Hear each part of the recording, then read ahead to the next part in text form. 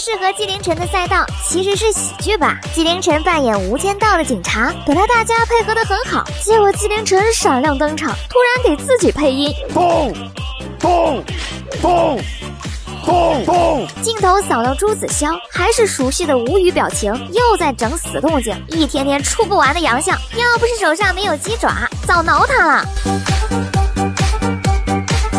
所有人都无语住了，纪凌尘还不知道哪有问题呢。工作人员连忙上前告诉他，只要看到他有动作，会给他配音的，不要自己配音。不要自己配。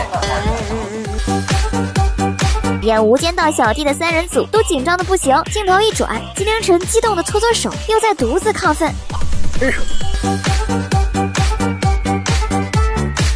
吴镇宇教燕许家被勒住脖子的正确反应，纪凌尘也在旁边龇牙咧嘴跟着学。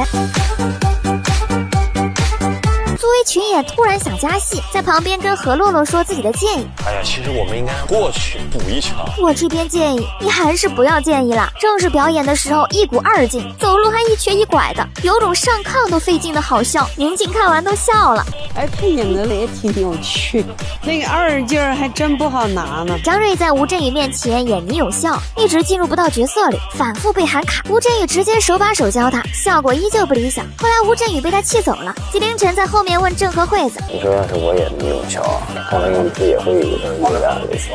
必然，不然呢，哥，你让我说你什么好？必然。”张睿看完监视器出来后，纪凌尘呲着大牙跑过去问张睿是不是很难演。难演吧？难演吧？连当初 PK 赢了他的张睿都演得很困难。纪凌尘不知道哪来的自信，居然大言不惭地说：“你让给我多好呀！”